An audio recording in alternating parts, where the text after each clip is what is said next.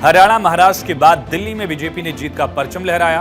तीनों राज्यों में खिलाफ फतह करने के बाद अब बीजेपी की नजर बिहार पर है। एनडीए की सत्ता में वापसी के लिए बीजेपी ने संगठन के अंदर के साथ साथ सरकार में भी सोशल इंजीनियरिंग पर काम शुरू कर दिया है। जातियों का गुलदस्ता बीजेपी कैसे बना रही है, इसका असर आज दिखा।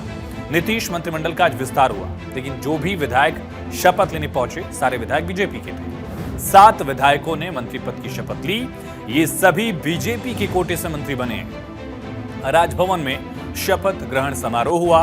राज्यपाल आरिफ मोहम्मद खान ने शपथ दिलाई और शपथ लेने वालों में दरभंगा विधायक संजय सरावगी, बिहार शरीफ से विधायक सुनील कुमार, जाले से एमएलए विधायक जीवेश मिश्रा, साहेबगंज से बीजेपी के विधायक राजू कुमार सिंह और रीगा से विधायक मोतीलाल प्रसाद, साथ ही सिकटी विधायक विजय कुमार मंडल और अमनौर विधायक कृष्ण कुमार मंटू। ये 7 विधायक अब मंत्री जी बन गए हैं और इसमें अलग अलग जातियों को रिप्रेजेंटेशन देने की कोशिश की गई है। जातीय मुद्दा जो विपक्ष की तरफ से उठाया गया था, उसको काटने की उसकी एक काट जो है इससे माना जा रहा है। हालांकि मंत्रिमंडल विस्तार की चर्चा कई दिनों से हो ही रही थी, लेकिन आज सुबह अचानक खबर आई कि नीतीश कैबिनेट का एक्सपेंशन होगा। पहले चर्चा थी कि इसमें जेडीयू और बीजेपी दोनों ही दलों से विधायक शामिल होंगे, मंत्री बनेंगे। लेकिन जब मंत्रियों के नाम की लिस्ट आई तब पता चला कि सभी 7 मंत्री बीजेपी कोटे के ही विधायक हैं। इससे बीजेपी की बिहार सरकार में भूमिका जो है, रोल जो है, वो और ज्यादा मजबूत हुई है। जानकारों के मुताबिक इससे बीजेपी का एक बड़ा दांव माना जा रहा है। वैसे नीतीश कैबिनेट में 6 मंत्री पद खाली थे, जिससे आज फुलफिल कर लिया गया। 7 खाली ऐसे हुए क्योंकि दिलीप जायसवाल जो कि बीजेपी के अध्यक्ष हैं, उन्होंने इस्तीफा दे दिया था। अब नीतीश कैबिनेट में 36 मंत्री हो गए हैं। किस पार्टी के कितने मंत्री हैं, किस दल का गठबंधन में कैबिनेट में रिप्रेजेंटेशन कितना, ये समझिए। हालांकि पहले मंत्रियों के शपथ लेने से पहले यह विस्तार जब हुआ, उससे पहले बीजेपी के 14 और जेडीयू से 13 विधायक मंत्री थे। जीतन राम मांझी की पार्टी हिंदुस्तान अवाम मोर्चा से 1 और एक निर्दलीय कोटे से मंत्री थे। लेकिन अब 7 नए चेहरे बीजेपी के कोटे से और मंत्रिपरिषद में शामिल हुए। ऐसे में बीजेपी कोटे से मंत्रियों की संख्या हो गई है 21, जबकि सीएम नीतीश समेत जेडीयू से 13 मंत्री कैबिनेट में हैं। यानी बीजेपी का कद, बीजेपी का रोल, वजन जो है अगर कहा जाए, वो मंत्रिपरिषद में सरकार में बढ़ा है। दरभंगा पे खास फोकस रहा मंत्रिमंडल विस्तार में, मिथिलांचल पे। निश्चित रूप से मिथिला जो है, मिथिला तो मैया जनक जाननी मैया सीता की धरती है मिथिला। और कोई भी मंत्री बनाया जाता है तो पूरे बिहार के लिए होते हैं, पूरे राज्य के लिए होते हैं। और हम लोग पर जो यह विश्वास प्रकट किया, उसके लिए माननीय प्रधानमंत्री जी, माननीय मुख्यमंत्री जी, दोनों उप मुख्यमंत्री जी, आदरणीय गृह मंत्री जी, राष्ट्रीय अध्यक्ष जी भाजपा के, प्रदेश अध्यक्ष, सभी नेताओं के प्रति कृतज्ञता ज्ञापित करता हूँ। जो काम भी हम लोग को दिया जाएगा, ईमानदारी पूर्वक उस काम का निर्वहन करेंगे। नीतीश जी पे आरोप लगा है प्रगति यात्रा के दौरान कि उन्होंने केवल दरभंगा को और मिथिलांचल को बहुत फोकस किया है। इस बार भी मंत्रिमंडल में भी आरोप लगाया जाए। पूरे बिहार के प्रत्येक जिलों में प्रगति यात्रा में माननीय मुख्यमंत्री जी गए और सभी जिलों को बड़ी बड़ी सौगातें दिए, बड़ी बड़ी सौगात दिए।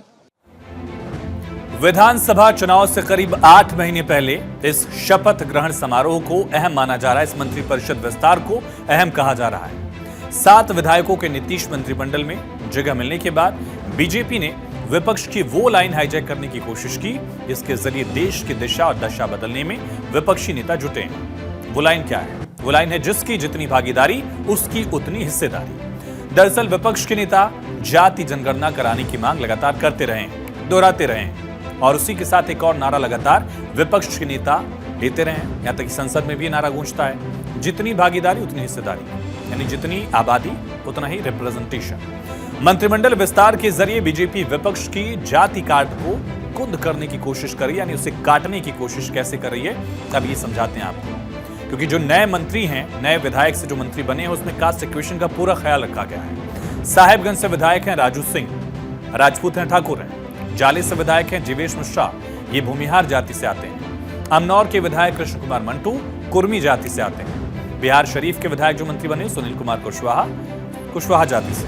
सिकटी से विधायक विजय मंडल केवट यानी अति पिछड़े वर्ग से आते हैं। और दरभंगा से विधायक संजय सरावगी वैश्य समाज से आते हैं। इसी तरह मोतीलाल प्रसाद तेली समाज से आते हैं। अलग अलग जातियों को यहां साधने की कोशिश की गई है।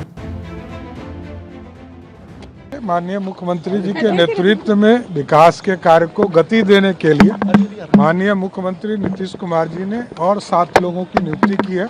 मैं सबको बधाई देता हूं और विश्वास दिलाता हूं कि बिहार के विकास को और गति मिलेगी। चुनाव से इसको जोड़कर मत देखिए, पहले ही से मामला था, होना था, नहीं हुआ था, आज हो गया, तो इसको चुनाव से जोड़कर मत देखिए।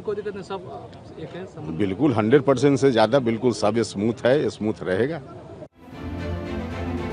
दरअसल विधानसभा चुनाव नजदीक आते ही सभी पार्टियां अपनी रणनीतियों पर काम कर रही हैं। बीजेपी का ये कदम जो है इसी दिशा में एक महत्वपूर्ण कदम माना जा रहा है। बीजेपी ने कैबिनेट विस्तार में जातिगत संतुलन का पूरा ध्यान रखा। अति पिछड़ी जातियों से लेकर अगड़ी जातियों तक को प्रतिनिधित्व दिया गया।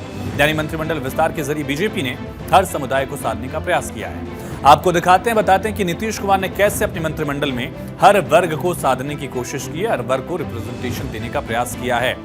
किस जाति की आबादी कितनी है, रिप्रेजेंटेशन कितना है, ये आपको अब समझाते हैं। सबसे पहले अति पिछड़ा वर्ग, उसके नीतीश कैबिनेट में कुल 6 मंत्री हैं। आबादी कितनी है? 36% आबादी जिस अति पिछड़ा वर्ग की है उसको रिप्रेजेंटेशन नीतीश की कैबिनेट में 19% है। पिछड़ा वर्ग ओबीसी जो है उसके 12 मंत्री हैं, 27% आबादी है और 28% यानी कि आबादी से भी ज्यादा रिप्रेजेंटेशन जो है वो नीतीश की कैबिनेट में, नीतीश सरकार में पिछड़ा वर्ग का है। फिर आती बारी एससी की, शेड्यूल कास्ट जो है, दलित, 6 मंत्री हैं इस कास्ट से, इस कैटेगरी से, 19% आबादी है और उतना ही लगभग रिप्रेजेंटेशन भी दिया गया है। और फिर आखिर में बात आती है जनरल कास्ट की, जनरल कैटेगरी की। सामान्य जाति के 12 मंत्री हैं नीतीश कैबिनेट में, जिसकी आबादी 15% है, रिप्रेजेंटेशन भी 30% है। यानी कि हर जाति को, हर कैटेगरी को यहाँ रिप्रेजेंटेशन देने का प्रयास नीतीश सरकार की कैबिनेट में किया गया है। हालांकि बिहार में सबसे पहले कास्ट सर्वे हुआ था, जातिगत जनगणना वाली जो बात है, सर्वे जो कराया गया था और उसका असर भी दिख रहा है। हर समाज के लोगों को नीतीश कुमार अपने मंत्रिमंडल में जगह दे रहे हैं। पिछले 20 सालों में 16.5 साल से ज्यादा वक्त तक एनडीए का शासन रहा है बिहार में, यानी नीतीश कुमार प्लस बीजेपी का शासन रहा है। एक बार फिर से बीजेपी सत्ता में आने के लिए जोड़ घटाओ गुणा गणित, हर इक्वेशन परमुटेशन कॉम्बिनेशन जो है वो साधने की कोशिश कर रही है। और इसके लिए सरकार में न सिर्फ सोशल इंजीनियरिंग के समीकरण फिट किए जा रहे हैं, बल्कि संदेश देने की कोशिश भी की जा रही है कि भले मुख्यमंत्री जेडीयू कोटे से हैं, नीतीश कुमार जेडीयू से हैं, लेकिन सरकार के अंदर बीजेपी सबसे ज्यादा वजनदार है, सबसे ज्यादा रिप्रेजेंटेशन जो है, प्रतिनिधित्व जो है वो बीजेपी का है।